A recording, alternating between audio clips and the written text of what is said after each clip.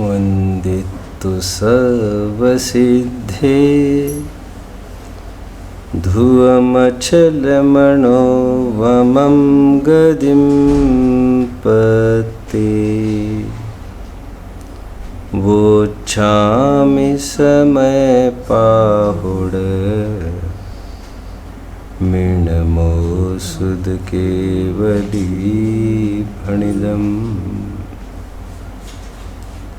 नमः समयसाराय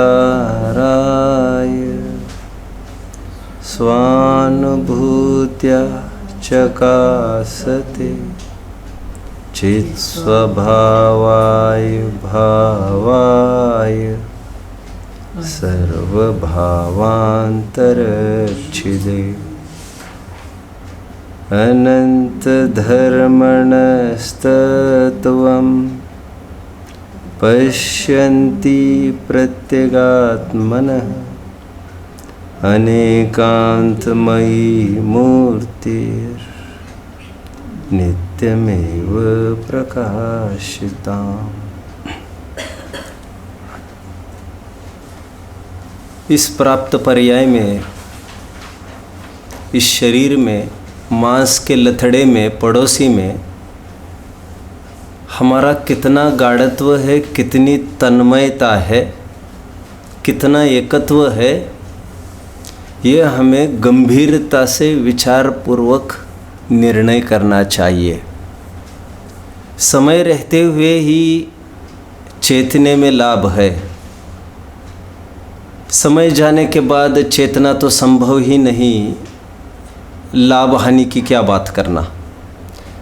फिर पछताने से क्या हो, जब चिड़िया चुग गई खेत, एक प्रसिद्ध कहावत है। समय रहते हुए ही हमें इससे भिन्न देखने का अभ्यास करना चाहिए, क्योंकि ये सीधा सरल प्राकृतिक न्याय है। जिसको पर्याय में जितना एकत्व है, उसको पर्याय के छोड़ने में उतना ही दुख है। पर्याय के छोड़ने में तो ठीक ही है, जब छोड़ेगा तब छोड़ेगा, छूटना एक बार ही होता है पर्याय का। लेकिन पर्याय छूटने के पूर्व भी प्रतिपल छूटने के विकल्प से उतना ही विवहल बना रहता है जीव। ये डायरेक्टली प्रोपोर्शनल रूल है।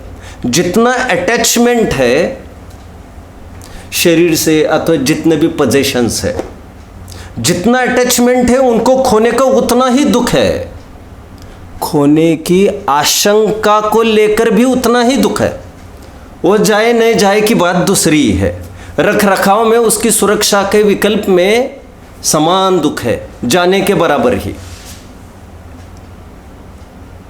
इसलिए समय रहते हुए पर्याय से भेद विज्ञान करना समझदारी है। आज भी थोड़ा विचार करते हैं, पर्याय के नाम से यदि कोई पुकारता है बहुत भीड़ में भी, तब भी हमें लगता नहीं है क्या कि हमें ही बुलाया जा रहा है।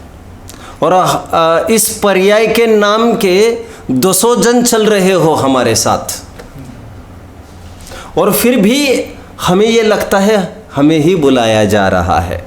इस पर्याय के साथ जो जो भी हो रहा है, उसमें प्रतिपल अज्ञानी का एक सर्वसामान्य लक्षण चिन्ह बताया जा रहा है। पर्याय के साथ जो जो भी होता है वो अपने साथ होता हुआ मानता है, और पर्याय के द्वारा जितना भी कुछ किया जाता है वो अपने द्वारा किया हुआ मानता है। सर्वव्यापक लक्षण है ये अज्ञानी का, मूढ़ जीवों का। और तद्विपरीत, यहाँ तक कि नींद में भी कोई आवाज़ दे, हल्की सी भी, उठ जाता है एकदम। और किसी की आवाज़ दे, किसी का नाम लेकर तो नहीं उठे कदाचित।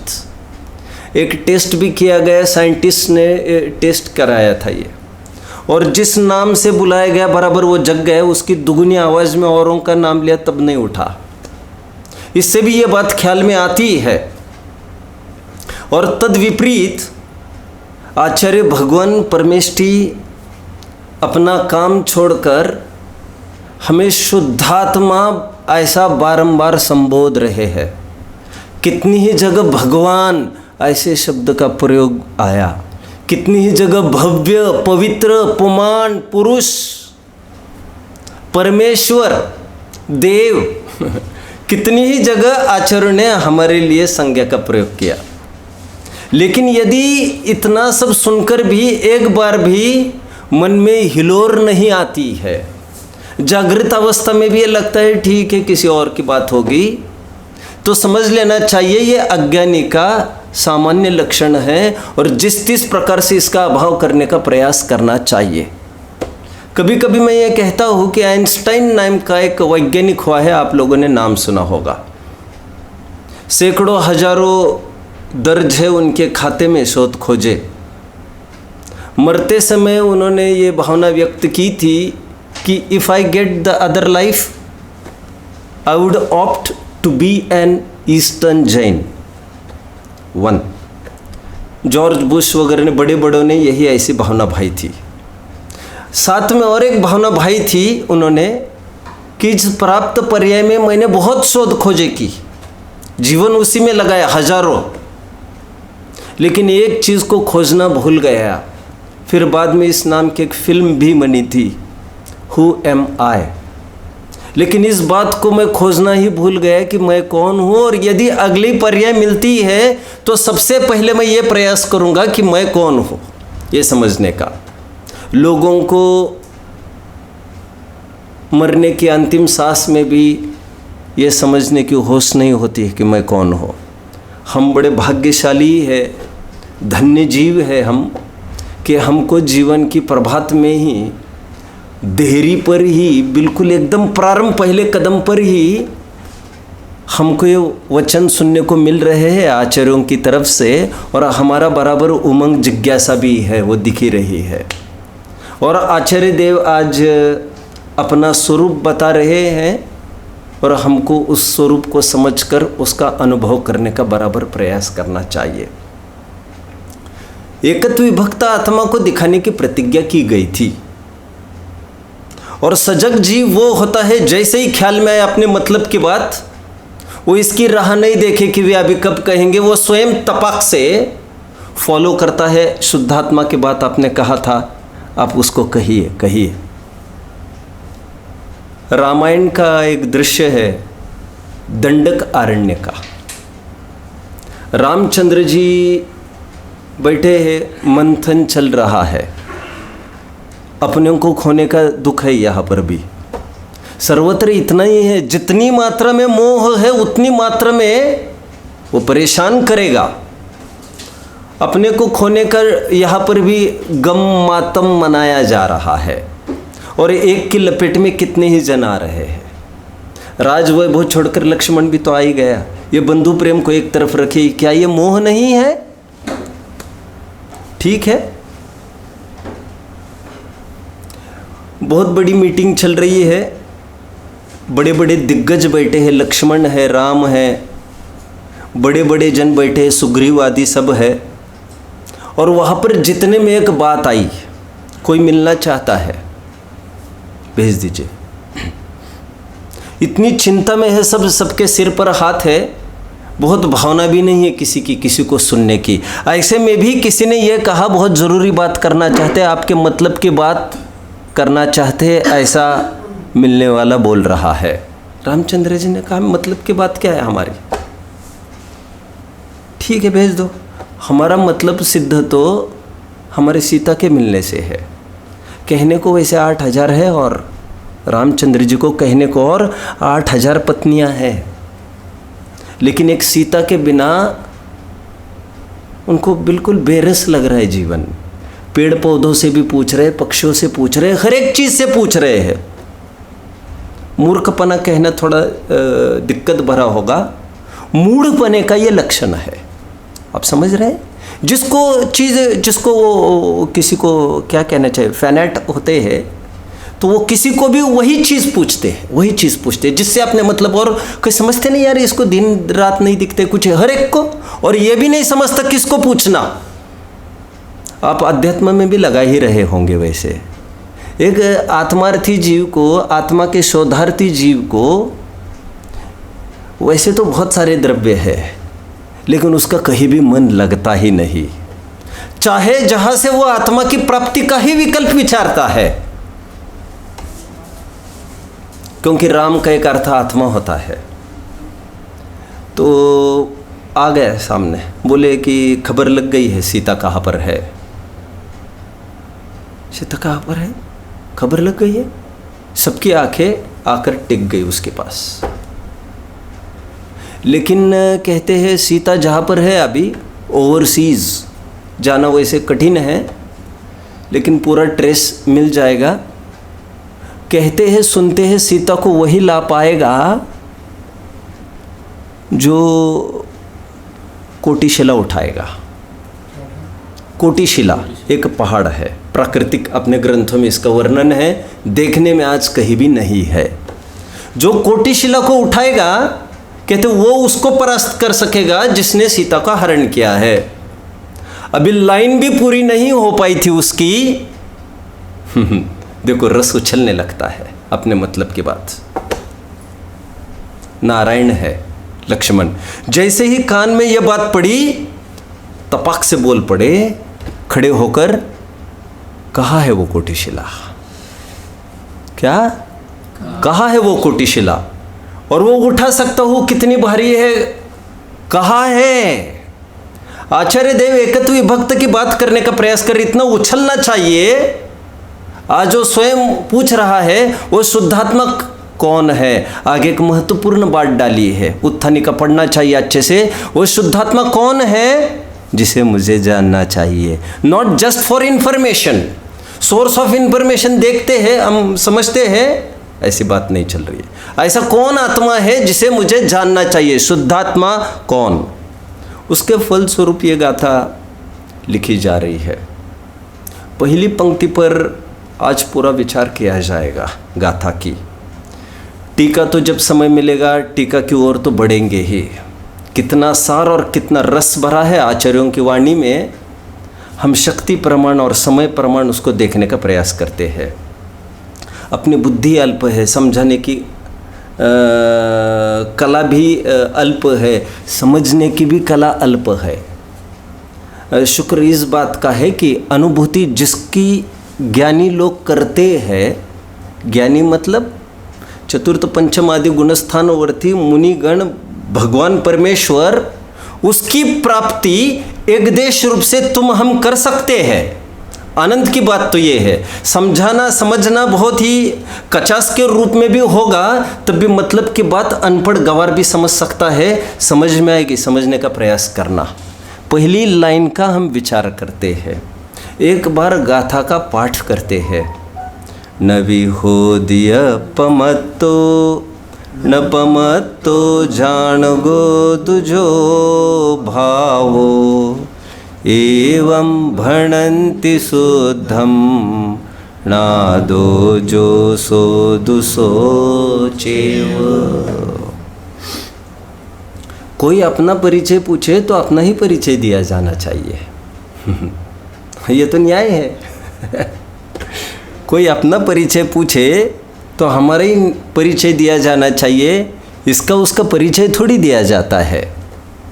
आज परिचय पूछा जा रहा है वो शुद्धात्मा कौन है। तुम हम सब शुद्धात्मा ही हैं। आचार्य देव कह रहे हैं वह शुद्धात्मा एक ज्ञायक भाव भी कहते हैं उसे, और वह न प्रमत्त होता है न अप्रमत्त होता है। वैसे अप्रमत्त शब्द का प्रयोग पहले है, मैं फॉर इजीनेस मैंने आपको कहा ना प्रमत्त होता है ना अप्रमत्त होता है, वह शुद्धात्मा है। नास्ति परक परिचय कराया, अस्ति परक परिचय ज्ञायक, नास्ति परक परिचय क्यों कराया जा रहा है अब समझिएगा। पहले हम इस बात को भी फिर से समझते हैं, प्रमत्त और अप्रमत्त इन टर्म्स का क्या अर्थ है आप बता पाएंगे? प्रमत्त अप्रमत्त का अर्थ मैंने कुछ कहा था, भिन्न एकत्व विभक्त का बोला था वो। हाँ, वो तो हर एक वस्तु का स्वरूप है एकत्व विभक्त, उसकी बात हो गई थी। अपने से एकत्व मतलब अपने में जो जो भी है वो उससे वननेस, और विभक्त मतलब सेपरेशन, जो अपना नहीं अपने प्रदेश में अलग, वो अलग बात। वो शुद्धात्मा का पर्यायवाची, ज्ञायक का पर्यायवाची, समय सार का पर्यायवाची, स्व समय का पर्याय विषय का पर्यायवाची। आज बात यह है, कल मैंने कहा था ना प्रमत्त होता है ना अप्रमत्त होता है, वो शुद्धात्मा है। तुम्हारा हमारा परिचय बताया जा रहा है, आचार्य देव अपनी तरफ से परिचय कर रहे हैं, दे रहे हैं। मानो किसी ने आचार्य को ही पूछ ले शुद्धात्मा कौन है, तो वे अपना परिचय करा रहे हैं। तो कहते हैं शुद्धात्मा वह होता है जो ना प्रमत्त होता है ना अप्रमत्त होता है। प्रमत्त अप्रमत्त का कल कुछ अर्थ बताया था, वो क्या था मैं बताने का प्रयास करूंगा फिर से। गुणस्थानों की परिपाटी को संक्षेप में समझते हैं। जीव के शुद्धि का स्तर 14 स्तर पर बताया गया है। क्या कहा? शुद्धि का स्तर graph you can call 0 to 100% जैसा। ये अशुद्धि से चालू होकर शुद्धि से शुद्धि तक ये 14 कुछ बीच के इंटरमीडिएट पॉइंट्स डालकर 14 बताए हैं, स्लैब्स कहना चाहिए, स्थान जिसे कहते गुणस्थान।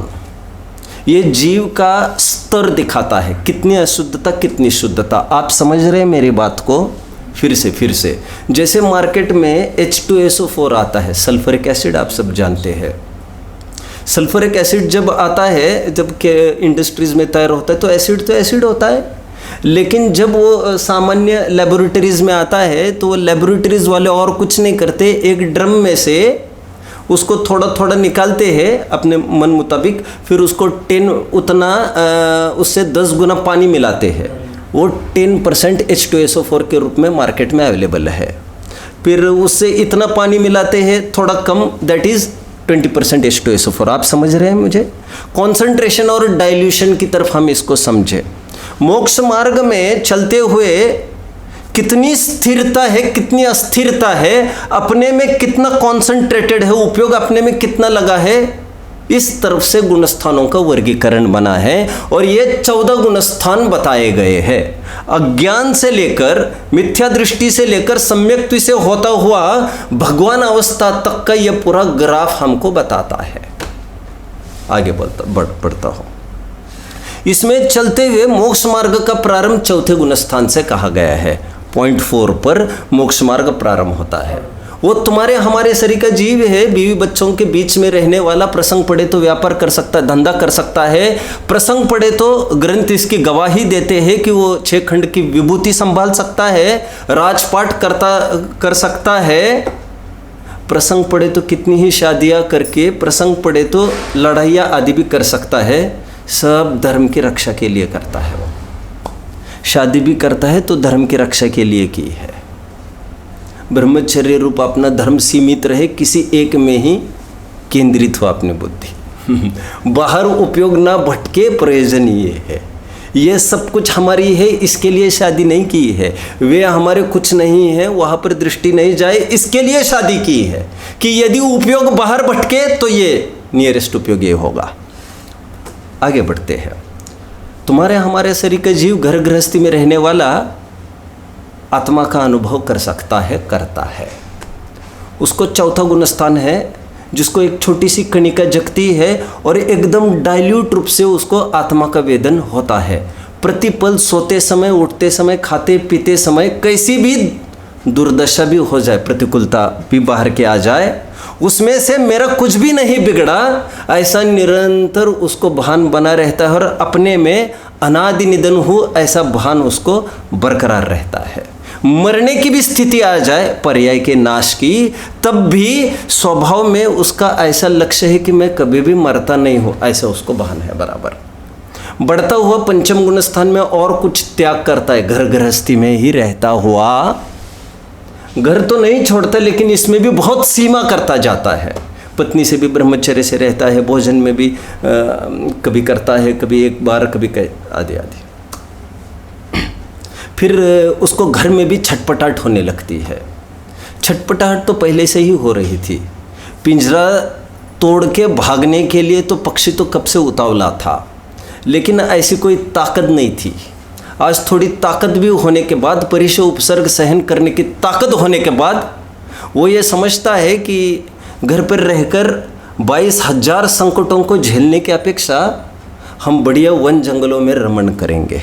कहने को 22 परिचय है, लेकिन अपने आत्मा रूपी भूमि है तो बाहर का क्या दुख है। लेकिन यहाँ पर किचकिच में नहीं रह सकते हम, जहाँ पर क्षण क्षण में एक एक का मन रखना की बात है, और फिर नाराजी, फिर राजी, फिर नाराजी, फिर राजी। ये क्या हो रहा है? ये सब ये नहीं कर सकते। यदि अनंत व भाग भी पुरुषार्थ हम में लगे तो हमारे निहाल हो सकता है। इतने अकल पहले से पालते हुए भी ऐसा सोच रहे थे कि थोड़ा और प्रयास, थोड़ा और प्रयास, लेकिन नहीं बन सकती बात। अभी मुझे निकलना पड़ेगा, नहीं तो वो टाइम अप हो जाएगा, चेकआउट टाइम हो जाएगा। मुनि अवस्था बाहर निकलता है। अभी मुनि की एक विशिष्ट अवस्था समझिए आप थोड़ी सी। मुनि की ऐसी अवस्था है कि लगभग मुनि पाए जाते हैं 6वें 7वें गुणस्थान में, क्योंकि पूर्ण उपयोग अंतर्मुख हो जाए उनका अंतर्मुहूर्त के लिए। मैं कल भी जिक्र जिसका कर रहा था, 8वां 9वां 10वां गुणस्थान श्रेणी के गुणस्थान है, जिसमें बाहर की कुछ भी एक्टिविटी करते हुए कभी भी नहीं दिख सकते। जब भी दिखेंगे कायद सर्ग मुद्रा में ही दिखेंगे। 8वें 9वें 10वें गुणस्थानवर्ती, 11वें गुणस्थानवर्ती, 12वें गुणस्थानवर्ती शुक्ल ध्यान में है वे, और फल स्वरूप अरहंत अवस्था की फिर प्राप्ति होती है उनको, जिसको भगवान अवस्था कहते हैं, और फिर मुक्त हो जाते, सिद्धावस्था की प्राप्ति होती है। मुनि का विचार करिए थोड़ा सा। मुनि का स्वरूप कहते समय ग्रंथ में ऐसा आया, प्रवचन सार की एक गाथा है, समणे शुद्धु जुत्ता सुहो जुत्ता होंती समयम ही। घबराइए मत, घबराइए मत, हमारी अमूल्य निधि है, इसको समझने का प्रयास करिए। अगेन, समणे श्रमण, श्रमण समझ में आ रहा है भैया? हमारे मुनि गणों को श्रमण एक नाम है। श्रमण, श्रम ही जिनका जीवन है, मूलाचार में अर्थ बताया गया है। श्रम के कई सारे अर्थ वहाँ पर किए गए हैं। ये जो श्रमण है, मुनि है, उनके 2 रूप बताए। श्रमण 2 प्रकार के होते हैं। समणे शुद्धोजुत्ता सुहोजुत्ता, उनके 2 पार्ट्स होते हैं लाइफ के, एक शुद्धोपयोग और एक शुभोपयोग। I think you are getting. शुद्धोपयोग इज बिल्कुल अंतर्मुख होना, और शुभोपयोग इज बहिर्मुख होना। फिर से मैं कहना चाहूँगा, बहिर्मुख is not opening the eyes. जरूरी नहीं कुछ आँख खोले, कल काफ़ी मैं बात कर रहा था। उपयोग बहिर्मुख होना मतलब अटेंशन डाइवर्ट होना। हम भी आँख बंद करके चिंता तो कर ही सकते हैं ना, बाहर की कर ही सकते हैं। आगे बढ़ते हैं। वैसे एक बात और समझना चाहिए, शुद्धोपयोग 4थे गुणस्थान में प्रारंभ हो जाता है, लेकिन वो बहुत अल्प मात्रा का चालू होता है। घर गृहस्थी में रहने वाले को अल्प मात्रा का शुद्धोपयोग होता है, लेकिन प्रचुर शुद्धोपयोग नहीं हो सकता उसको। प्रचुर शुद्धोपयोग के स्वामी मुनिगण है, इसलिए 7वां गुणस्थान को कहा शुद्धोपयोग का प्रारंभ। प्रचुर शुद्धोपयोग होता है। हम ये कह सकते हैं ना, एक रिटेलर है और एक होलसेलर है। रिटेलर भी अपनी आजीविका करता ही है, वो कौन सा भूखा मर रहा है। होलसेलर भी कौन सा भूखा मर रहा है। बट इट इज़ दैट कि होलसेलर इज समथिंग एक्स्ट्रॉर्डिनरी, और ऐसे तो कितने रिटेलर वो उसके आश्रित जी रहे हैं। अब समझ रहे हैं ना, आमदनी की बात सब उनका उतना ट्रांजैक्शन की कैपेसिटी है उनकी, बट काम वही करते हैं और उसी के लिए करते हैं। शुभोपयोग में क्या क्या? हाँ, मैं आ रहा हूँ। तो एक लखपति होगा, एक करोड़पति होगा, लेकिन दोनों धनपति तो है ही। आत्मा की प्राप्ति ये धन है, वैभव है। मैं 2-3 दिन से उसका जिक्र कर रहा हूँ। पूर्व गाथा में तो ये चला ही था, रत्नत्रय आत्मा में रमण करना, यही वैभव है सच्चा। तो ये वैभव, ये धनपतिपना 4थे गुणस्थान से प्रारंभ हो गया, लेकिन वो बहुत रिटेल बिजनेस करते हैं। ऐसा कुछ नहीं है कि बहुत बड़ा वो बर्दाश्त कर पाएंगे लॉस। आप समझ रहे होंगे, अध्यात्म में भी और उदाहरण में भी। आप समझ रहे हैं ना मेरी बात को। होलसेल वाला बड़े बड़े घाटे बर्दाश्त कर सकता है, रिटेलर वाला ऐसा नहीं कर सकता, ऐसा नहीं कर सकता। वो एक एक के उधार में भी उसका परेशान हो जाता है। ठीक उसी प्रकार बड़ी बड़ी आपत्तियाँ आए, बड़ी बड़ी अनुकूलता आए, तो 4th गुणस्थानवर्ती 5म गुणस्थानवर्ती उतना बर्दाश्त नहीं कर पाता, हर्ष विषाद कर बैठता है, उसको रिएक्ट कर बैठता है वो न चाहते हुए भी। लेकिन मुनिराज इतने तटस्थ है, एकदम स्टैचू, मूर्ति, प्रतिमावत उनका जीवन हो गया है। उनको कोई छेदने भेदने का भी प्रयास करे, आर पार जलाने का भी, तो भी उफ भी नहीं करते हैं वे। और वो कैसी भी निधियाँ उनके सामने बरसे, कैसी कैसी विद्याएं प्रकट हो जाती है।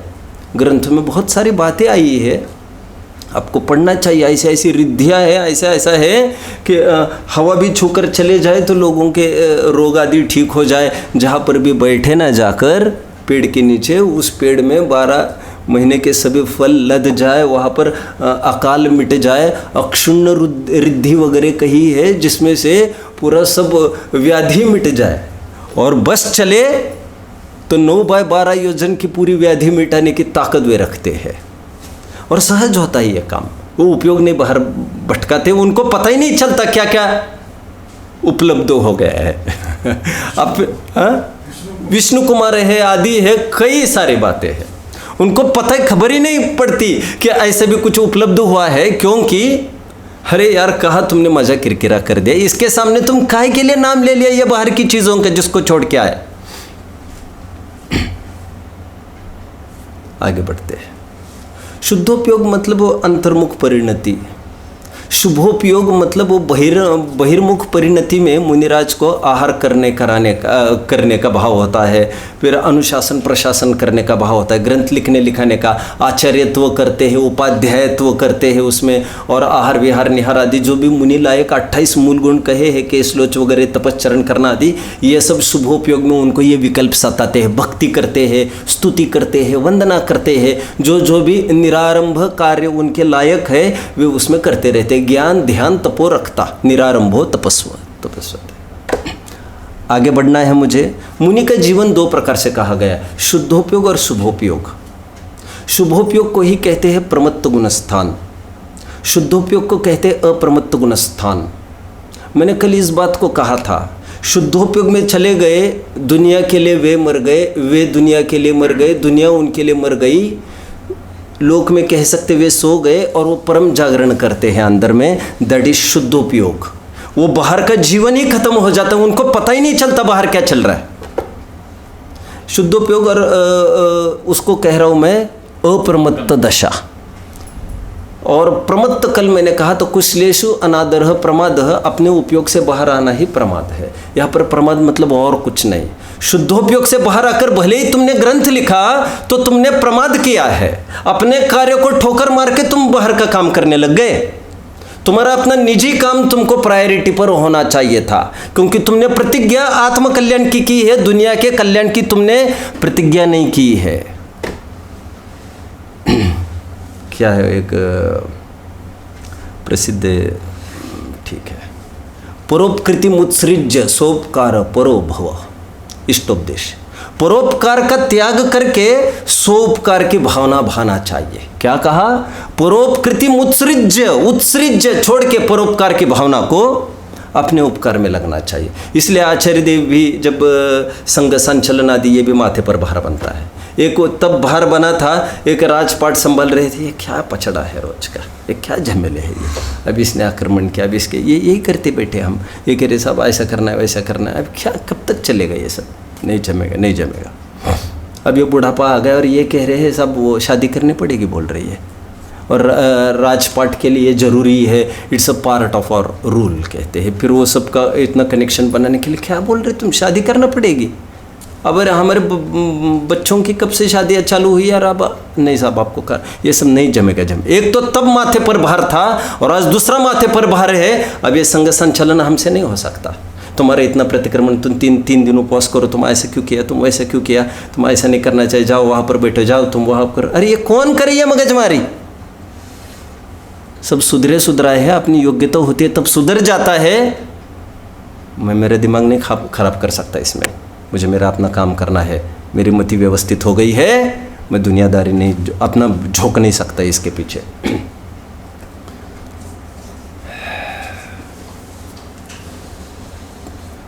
प्रमाद है बाहर आना उपयोग से। क्या कहा? प्रमाद, प्रमत्त दशा। और शुद्धोपयोग में चले गए अप्रमत्त दशा। Now I think it's clear, now I think I should step ahead. Okay. मुनि को जब जब भी देखा जाता है, ये गाथा ऐसी क्यों लिखी आचार्य देव ने, उनके मंतव्य को टटोलते हैं। गहरे उतरो, डुबकियां लगाओ, इतना डूबो, और जो भावना से डूबता है वो खाली हाथ नहीं आता। आपको स्वयं को कच्चा कमजोर नहीं समझना चाहिए। आपके पास बहुत क्षम होना जरूरी नहीं है। आपको आपकी भावनाएं आकाश में उड़ाने लेने की होना जरूरी है। आपको ये समझना जरूरी है कि मैं सिद्धों के लायकात का हूँ, मैं सिद्धत्व प्रकट करने की योग्यता धारण किए हूँ, प्रतिपल किसी अपेक्षा से मैं कम नहीं हूँ। तो देखिए, तो आप सब कुछ साध्य दिखने लगेगा आपको। ऐसा आचार्य ने परिचय क्यों कराया, नवी होदी अपमत्तो नपमत्तो, क्योंकि दुनिया आचार्य को प्रमत्त और अप्रमत्त रूप देखती है। छठवें सातवें गुणस्थान में झूलते रहते ना मुनिराज, आप समझे, बात को समझे। आचार्य देव वहीं से परिचय करा रहे हैं, कह रहे हैं गजब कर रहे हो यार, तुम कितना नाइंसाफ कर रहे हो हमारे साथ। हमने तुम में सिद्धत्व की स्थापना की। मैंने पहली गाथा में इसको बोला था, हमने तुम में सिद्धत्व की स्थापना की, और फिर सबको भी ये कह रहे हैं, और हमने भी मन को भी समझाया है कि हम आपको कोई मनुष्य संगी पंचेंद्रिय नहीं देख रहे हैं गृहस्थ, हम तुमको सिद्ध देख रहे हैं। गेटिंग एफिशिएंसी की तरफ से बात है। आप समझ रहे हैं ना मेरी बात को। जिस प्रकार बुखार के हालत में भी एक एफिशिएंसी देखी जा सकती है, बुखार हालत में भी कोई पहलवान को चैलेंज देता है क्या? माइक टाइसन जानते होंगे, एक रेसलर हुआ है, उसने पेपर साइन किए थे पूरे, 3 महीने से खटिए पर लेटा था हॉस्पिटल में, और कितने चैंपियंस कितने जीते थे उसने। अभी कोई कह रहे सब वो अंतिम डेट है, हफ्ते भर के बाद क्या करना है, भर दो उसको। सब तुम तो उठ नहीं सकते, भर दो। उठ आज नहीं सकता हो, अभी तो उसको 6 महीना बाकी है, तब तक मैं आऊँगा मैदान में, सब कुछ करके सब हो जाएगा, आज फॉर्म भर दो। क्या ऐसा नहीं होता? What is this? Efficiency, ability to rise, ability, क्षमता, सामर्थ्य, इसी को कहते स्वभाव, जिसको मैं कल त्रिकाली कह रहा था, त्रिकाली, जिसको आचार्य देव यहाँ पर शुद्धात्मा कह रहे हैं। पर्याय में व्यक्त वाली शुद्धात्मा की बात नहीं, कमिंग। आचार्य देव ये कह रहे हैं हम तुमको सिद्ध देख रहे हैं, और तुम हमको प्रमत्त अप्रमत्त देख रहे हैं, पर्याय की तरफ से देख रहे हैं। इतना नाइंसाफ क्यों करते हो हमारे साथ? इसलिए आचार्य देव ने अपना परिचय ना मैं प्रमत्त हूँ ना मैं अप्रमत्त हूँ ऐसा किया है। ध्यान रखना, ये गाथा ऐसी भी लिखी जा सकती थी, कैसी? ना मैं योगी ना मैं अयोगी, ना मैं व्रती ना मैं अव्रती, और तरीके से, ना मैं सम्यक्त्वी ना मैं मिथ्यात्वी। ये और तरह से नहीं लिखी गई गाथा, क्योंकि जिस नज़र से दुनिया देखती है वहीं से डिनायल चालू हो गया है इनका। जहाँ से दुनिया देखती ही नहीं है वहाँ से डिनायल करने का क्या तात्पर्य मेरा? Are you getting? समझ रहे हैं? मैं ये कहता चलूँ भैया मैं नारकी नहीं हूँ, भैया मैं देव नहीं हूँ, भैया मैं तिर्यंश भी नहीं हूँ, फिर पागल हो गए, पागल। ये तो कोई भी जानता है, किसी भी नए से हो ही नहीं तुम। ये कहे कि मैं मनुष्य नहीं हूँ, ऐसी मान्यता में जोर लगाए तब तो कोई बात है। इसलिए हम ये माने कि मैं मनुष्य नहीं हूँ। आप समझ रहे हैं मेरी बात को? जो है ही नहीं पर्याय से, उसका निराकरण क्यों किया जाएगा? आखिर वो है ही नहीं, किसी भी नए से नहीं है, और व्यवहार का निषेध किया जा रहा है, और व्यवहार से जो हो उसी का तो निषेध किया जाएगा। गेटिंग? आचार्य देव ने ना योगी ना अयोगी ना व्रती ना अव्रती ऐसा कुछ नहीं कहा। अच्छा, यदि गृहस्थ लिखने बैठे इसका अनुवाद तो कैसे लिखेगा? कोई बता सकता है? गृहस्थ लिखने बैठे इसका अनुवाद तो कैसे लिखेगा? अपना परिचय दीजिए साहब। अस्थिपरक परिचय क्या दिया जाएगा? मैं शुद्ध आत्मा हूँ, मैं एकत्व विभक्त हूँ, मैं ज्ञायक भाव हूँ। और नास्तिपरक परिचय क्या देगा? या तो ये कहेगा मैं मनुष्य नहीं हूँ, ये असमान जाति द्रव्य पर स्थूल पर्याय के निषेध की बात हुई, मैं संगी पंचेंद्रिय नहीं हूँ आदि आदि, मैं त्रस नहीं हूँ आदि आदि। लेकिन अर्थ पर्याय की बात करनी है, अंदर के पर्याय की बात करनी है, तो वो क्या कहेगा? अंदर और बाहर, ना मैं गृहस्थ हूँ नामयति हो, ऐसा भी कह सकता है। नामय सम्यक्त्व, नामय मिथ्यात्व, ऐसा भी परिचय दे सकता है। गेटिंग। चौथे गुणस्थानवर्ती कोई परिचय देना हो तो कहेगा नामय सम्यक्त्व हूँ, नामय मिथ्यात्व हूँ, मैं तो बोलो आत्मा हूँ, आत्मा। मिथ्यात्वी स्वयं को मिथ्यात्वी कहे और सम्यक्त्वी स्वयं को सम्यक्त्वी कहे, ऐसा नहीं। मिथ्यात्वी स्वयं को पर्याय रूप कुछ भी मान सकता है और सम्यक्त्वी स्वयं का परिचय वो जरूरी नहीं समझता पर्याय की तरफ से देना, मानता तो वो स्वयं को पर्याय से रहित त्रिकाली ही मानता है। बनारसी दास जी के हाथ में जब कलम आई तो बनारसी दास जी ने इसको थोड़ा अलग अंदाज में लिखा। उन्होंने लिखा नामय गृहस्थ, नामय यति, मैं तो आत्मगवेशी हूँ। प्रारंभ में ही है, देखना चाहिए पहले 20-25 पेजेस में। ऐसे क्यों लिखा उन्होंने? क्योंकि उनको दुनिया दो नज़र से देखती थी। एक तो श्वेतंबर मुनि रहे पहले बनारसी दास जी, तो वहाँ के फॉलोअर्स उनके पीछे थे ही, तो वे इनको आज भी साधु जी कहते थे, आज भी बाबजी कहते थे। और जब वे यहाँ पर दिगंबरत्व में आए, एक सामान्य गृहस्थ का जीवन जी रहे थे, तो यहाँ के लोग उनको गृहस्थ समझते थे। तो उन्होंने अपना परिचय ये कहकर कि मैं गृहस्थ भी नहीं हूँ और मैं यति भी नहीं हूँ कहकर आप क्या कहना चाहते हैं? इन तीन के अलावा तो कोई अवस्था ही नहीं है, कोई भगवान तो नहीं हो? कह रहे हाँ भगवान ही हूँ, लेकिन पर्याय की तरफ वाले नहीं।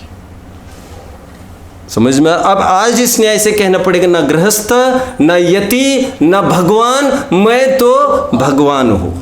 हैं? फिर भगवान आ गया आपका। और ये भगवान स्वभाव रूप भगवान है, त्रिकाल भगवान है। गेटिंग? पर्याय की तरफ से अपना परिचय नहीं कराया जा रहा है, क्योंकि अपना परिचय वही से कराया जाए जो स्थायी हो। यह वहाँ कब तक भटकते रहोगे? अपना अपना घर तो होना सबको ही लगता है। तुलसी वहाँ न बैठिए,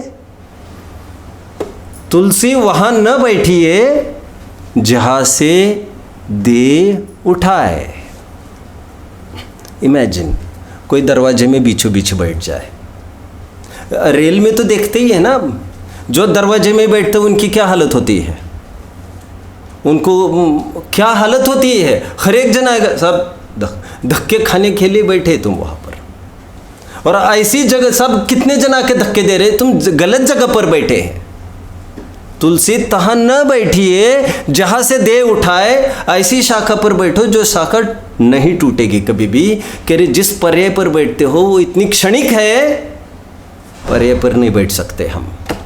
व्यापक सोच की भी मैं बात करूंगा, अभी मैं धीरे धीरे अंदर प्रवेश कर रहा हूँ। चलिए ना अपन गंगा की सैर करके आते हैं थोड़ी सी। गंगा, मैंने आपको कहा अभी, जिसने गंगा देखी है कभी, उसको वही गंगा ख्याल में आ रही होगी जिस घाट पर खड़े रहकर उसने देखी होगी। जिसने कभी गंगा देखी ही नहीं है उसको बिना घाट की गंगा ख्याल में आई होगी। आगे बढ़ता हूँ मैं।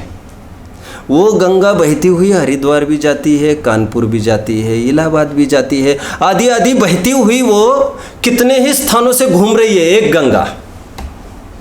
जब वो इलाहाबाद की घाटी पर आती है तो वो घाटी कुछ गहरी हो जाती है, कानपुर में आती है तो कुछ कहना चाहिए शालो हो जाती है, उथली हो जाती है, फिर थोड़ी सी सकरी भी होती है, और इलाहाबाद में जाने पर वो थोड़ी चौड़ी भी होती है। हर घाट की गंगा तो को देखो फीचर्स डिफर करेंगे। एक घाट की गंगा वो दूसरे घाट की गंगा नहीं होगी। लेकिन एक घाट पर खड़े रहिए आप गंगा को देखिए, उस घाट की गंगा को देखते साथ साथ और भी देखिए, छोर भी देखिए, लेकिन आंखें बंद करके आपको, आँखों में तो इतनी ही तो सामर्थ्य है। आँखों की सामर्थ्य तो आँख ही तो बताती है, हमको क्यों पूछते हो तुम? अब तो जितना और छोर दिख रहा है उतना ही दिख रहा है, 2-5 किलोमीटर घेर लेगा, और क्या घेरेगा? ऐसा यहाँ पर टर्न हो रहा है, यहाँ पर टर्न हो रहा है। आपको आंखें बंद करेंगे तो आप पूरी गंगा देख सकेंगे, वो आपको ज्ञान से दिखाई देगी। आप समझ रहे हैं मेरी बात को? ये बात दूसरी है, किसी भी घाट का पानी पी लो तो स्वाद तो वही आएगा। आप मुझे फॉलो कर रहे हैं? एक गंगा का उदाहरण मैंने दिया यह आत्मद्रव्य को समझने के लिए। आत्मद्रव्य में भी अलग अलग घाट आते हैं, अलग अलग पर्याय आती है। स्थूल रूप से हम कहते कभी सुख की पर्याय आती, कभी दुख की पर्याय आती, वो चेंज होता रहता है, राइट। आज जैसा आगे का मोमेंट नहीं होता हम ही नहीं जानते आगे के मोमेंट में क्या लिखा गया है आगे बढ़ते हैं।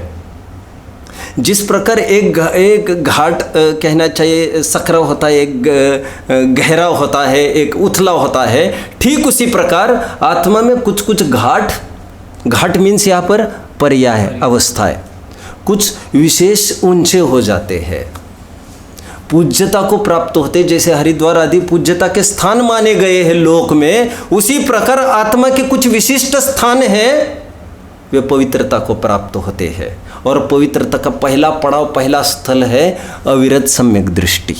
फिर विशेष पवित्रता और दूसरा घाट है एक मुनि अवस्था मान के चलो, ऐसे तो बहुत मिलेगा फिर, और मुनि के बाद फिर अरहंत अवस्था, एक विशिष्ट पवित्र घाट है ये। कुछ ऐसे भी घाट है लेकिन है तो वे उसी नदी के घाट। अब भूलिए नहीं, ऑल दिस पार्ट्स, ये दिस एंटायर नदी कंप्राइजेस ऑल दिस पार्ट्स। ये दिस नदी is made up of all these units, छोटे छोटे। एक भी यूनिट को हटाओ तो वो नदी नहीं रह सकती। उसी प्रकार हरेक आत्मद्रव्य वो पर्यायों का एक पिंड है, चेन है। उस पर्याय में कितने जन की भूतकाल तो किसी का भी अच्छा नहीं है। क्या कहा, हमेशा की ही मेरी टोन है, भूतकाल ही देखना है तो तुम्हारा कहा अच्छा था, और भविष्य देखना है हमारा कहा खराब है।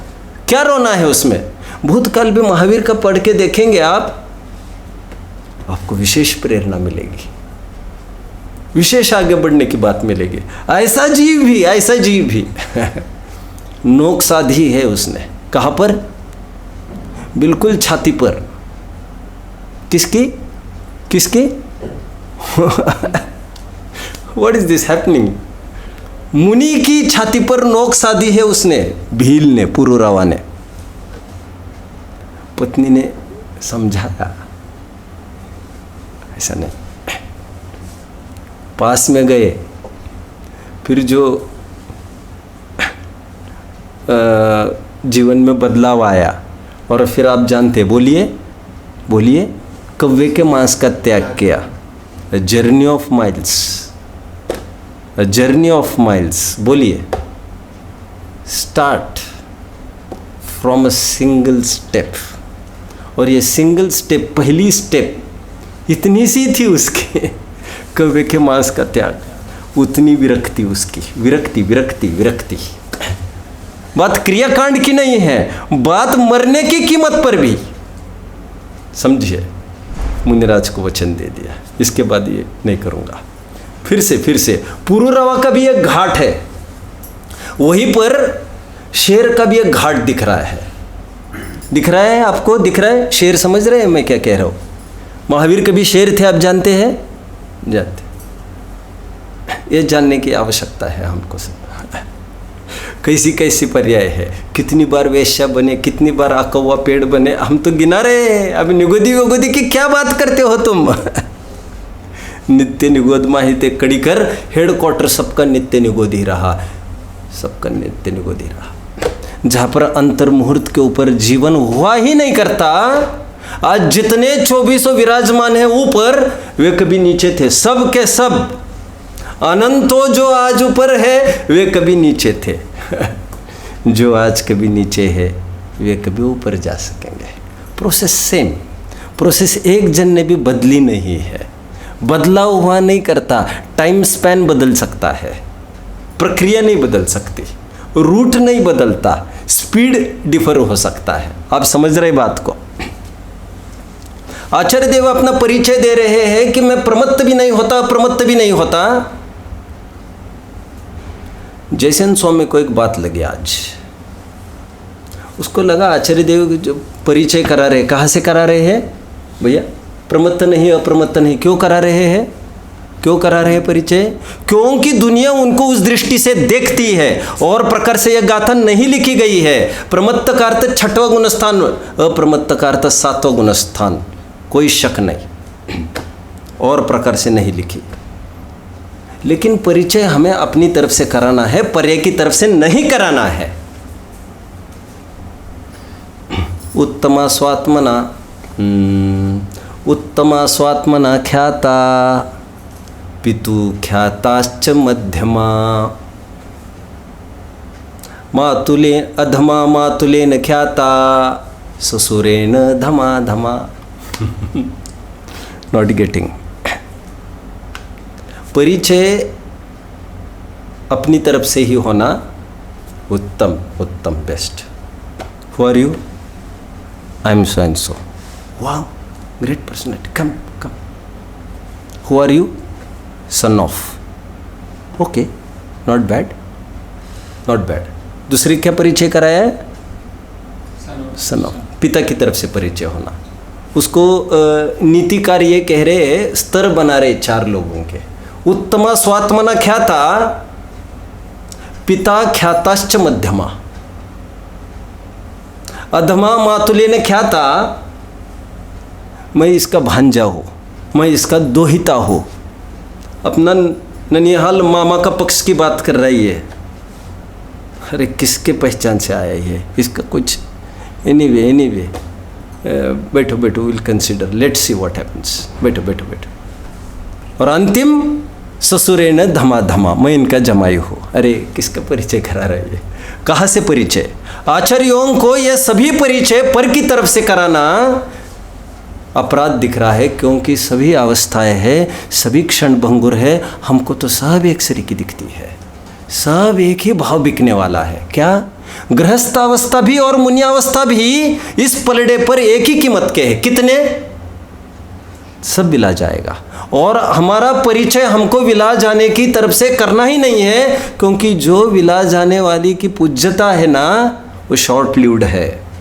और उसके बाद every day is followed by night and so dawn by dusk and famation by defamation. Don't want that. और आज ऊपर चढ़े हो कल नीचे भी उतरोगे। ऐसा नहीं चाहिए हमको। पर्याय वाली बात नहीं चाहिए कुछ भी। अप्स एंड डाउन्स चाहिए ही नहीं। अप्स एंड डाउन्स वाला अप्स भी हमको। मैं हमेशा बताता हूँ इस बात को। साहू सेठ श्रेयांश प्रसाद जी हुए हैं। ये पंचकल्याणक हुआ एक बार,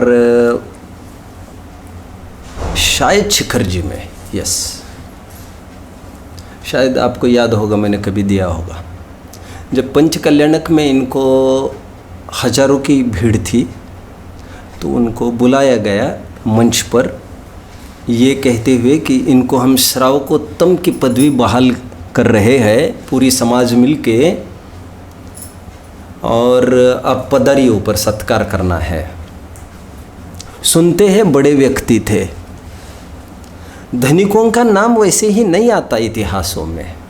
वो धन जब मार्गी लगता है, जब धन के कार्य में कुछ अपलिफ्टमेंट बात होती है, तो उस धन को भी सराहा जाता है। धन जोरे ते ऊंच नहीं, धन दान ते होत, सागर नीचे ही रहे, मेघ उदोत। क्या है जो भी, आप अर्थ तो समझ गए होंगे। सागर नीचे रहते हैं, लेकिन बादलों का स्थान ऊपर ही रहा है, क्योंकि दे गिव। तो जब ये बात आई श्रेयांश प्रसाद जी के सामने कि आप आइए, तो उन्होंने एक बात कही जो विचारणीय है। Every ups is followed bye downs. तो उन्होंने कहा, पहली बात तो मैं समाज को ये कहना चाहूँगा, मैं तो नीचे से ही बात करूँगा, कि श्रावकोत्तम का अर्थ शायद समाज इससे बेखबर है। पॉइंट 1, मुझे ये टोपा क्यों पहनाया जा रहा है? इन एवरीवन नोज कि हमारा कोई ऐसा स्तर नहीं है। 1, 2, समाज का आदर सम्मान हमको नहीं चाहिए, विचारणीय। क्योंकि समाज का आदर सम्मान का हमने अंदाज देख लिया है। कब देख लिया है? इसी मंच पर कुछ वर्ष पहले इस मंच पर हमारी धोती खींचकर हमको तो इज्जत से नंगा करने का प्रयास कराया गया था। आप ही लोग थे ये सब। बस हो गए, हमने शिक्षा ली है, ऊपर नहीं चढ़ेंगे अभी हम। It's enough. नीचे ऊपर जाने वालों को each and everyone has to face this down. आज जो जो पोस्ट पर, हायर पोस्ट पीएम की है, आखिर उतरना ही पड़ता है ना। और फिर उनकी आप बीती सुनना चाहिए बाद में, आफ्टर, और हारने के बाद ही तो रिटायरमेंट की तरफ बढ़ते हैं। ऐसा कौन वैरागी है जो कहता है अब मुझे मेरा जीवन जीना है अपना, लेट्स मूव। ऐसा कभी नहीं होता। और every dog has its day. सबका अपना अपना होता है। कह रहे मेरा प्रमत्ता की तरफ से हटा दो ये सब। अरे तो अरहंत की तरफ से अरहंत पद भी चला जाएगा। चलो सिद्ध तो हमको एक समय तक सीमित मत रखो। Don't make us confined. हम वहाँ पर घुटन होगी हमको। इतना अनादि निधन हमारा जीवन है। हमारा वही एड्रेस चाहिए, रोज का बदलने वाला एड्रेस हमारा नहीं चाहिए। जयसेन स्वामी के हाथ में जब कलम आई तो जयसेन स्वामी इस पर विचार करने लग गए। अमृतचंद्र स्वामी ने इस पर कोई नोट नहीं किया। क्या नोट करना चाहते हैं वो तो आगे मैं बात करूँगा। प्रमत्त गुणस्थानों की परिपाटी का अंदाज अमृतचंद्र स्वामी का नहीं है, नहीं के बराबर है। यह अंदाज जयसेन स्वामी बखूबी जानते हैं। नयों की परिपाटी का आदि आदि, गुणस्थानों की परिपाटी का अपेक्षाओं को बता, गुणस्थान बताना, यह सब जयसेन स्वामी की खासियत है। जयसेन स्वामी इसका अर्थ करने लग गए। आप समझ रहे जयसेन स्वामी कौन? मतलब एक ही लाइन है, उस पर दो स्पीकर्स अलग अलग बोलेंगे, बयान देंगे, तभी तो आपको भी अच्छा लगेगा। अभी कोई ये बोला जाए, अभी इसके बाद ये विद्वान पधार रही है, इसका अर्थ खोले, सब जन वही बोलते जाए, how will you feel? One is enough then.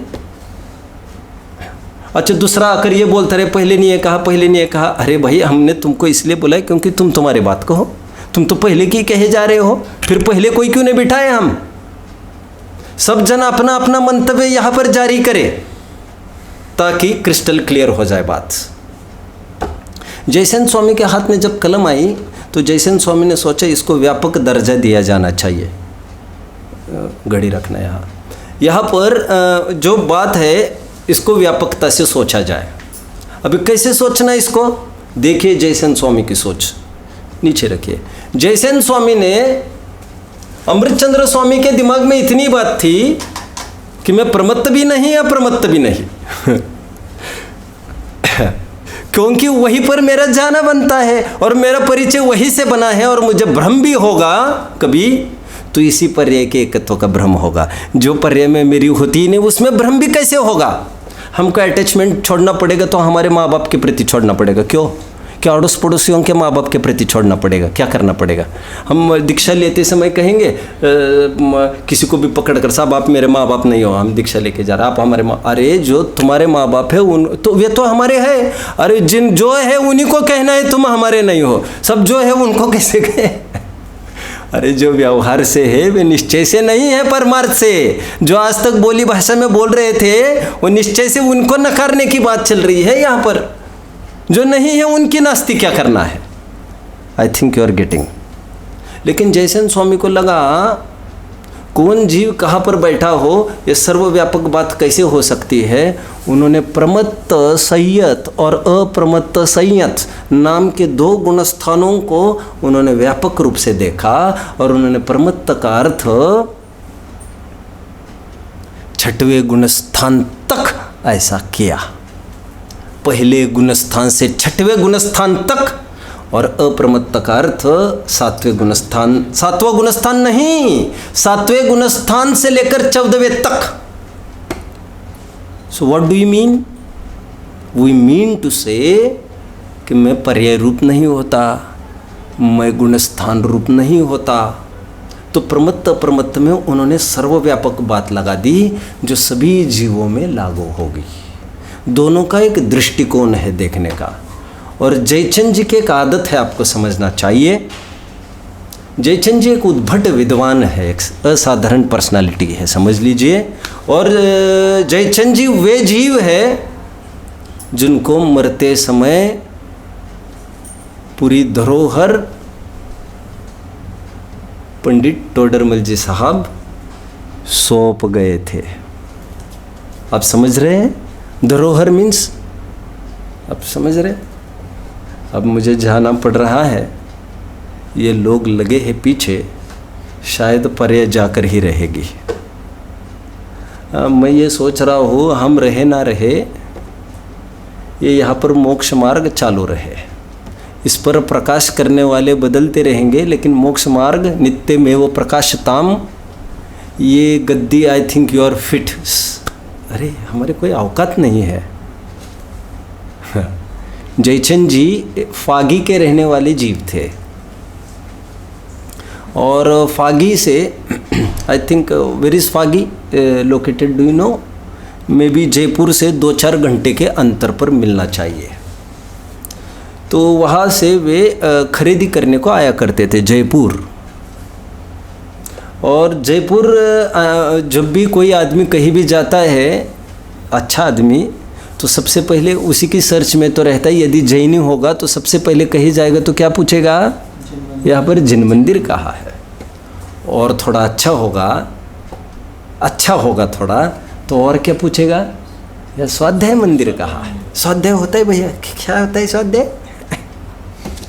कुछ बैठ, ऐसा भी है, आज ऐसा भी है। तो फिर उनको टोडरमल जी की सभा में एक बार गए, तो एक बार जाने के बाद क्या होता है, तो बाद में वे फागी से शिफ्ट होकर जयपुर ही शिफ्ट हो गए। उनको लगा हफ्ते में बहुत ऐसा नहीं सहन कर सकते हम, तो फिर वे वहीं पर आकर बस गए और रोज़ सामने बैठ कर ये सुनते रहे ये सब। जयचंद जी 4 साल उन्होंने थरोली सुना टोडरमल जी को, और फिर टोडरमल जी जाने के बाद वो गद्दी के लायक भी वही थे जिनकी क्या धमक है। कभी प्रसंग बनेगा तो बताया जाएगा, आज तो टाइम हो रहा है और विद्वान के बारे में कुछ सुनाना कहते हो वो भी था। अब लेट्स सी व्हाट हैपन्स, तो जब प्रसंग बनेगा बताऊंगा। जयचंद जी का प्रसंग इतना ही कहने का है कि जब भी कोई होता है वचनिकाकार, वो 2 काम करता है, एक काम करता है। जितने भी टीकाकार है प्रसिद्ध, उनको कोट करना जरूरी समझता है वो। तो वो भावार्थ में जयसेन स्वामी की भी कुछ बातें कोट मिलती है, और अमृतचंद्र स्वामी पर तो टीका की ही जा रही है। उन पर बात क्या है, आदर के प्रश्न चिन्ह का क्या बात है, तो उन्होंने भी इस बात का गवाही दी है। बात निष्कर्ष आज का इतना ही है, स्वयं को पर्याय रूप नहीं अनुभवना। व्हाट इज पर्याय? अवस्था, स्टेट। और कोई भी अवस्था होती है, जैसे फॉर एग्जाम्पल अमीरी है, गरीबी है, बुद्धिमानपना है, पंडिताई है, मूर्खपना है, ये जितना भी उपेक्षा मिल रही है, जितना भी सम्मान मिल रहा है, यह सब एक समय के पर्याय है, उससे हमारे जीवन को नहीं आंकना चाहिए। इसलिए मैंने एक दिन कहा था, एक हार में फ़कीर और एक जीत में कोई सिकंदर नहीं होता। और फिर वो सिकंदरपना चाहिए ही नहीं हमको पर्याय के आश्रित। हम तो स्थायी अपने स्थान पर रहेंगे, जो स्थायी है, जिसमें कोई अप्स एंड डाउन्स नहीं, जहाँ पर फेलियर का कोई अवसर नहीं, ऐसा परिचय कराया जा रहा है। वह मैं शुद्ध आत्मा हूँ, एकत्व विभक्त। और क्या कहना चाहते हैं कल देखेंगे। ओम नमः। कोई प्रश्न?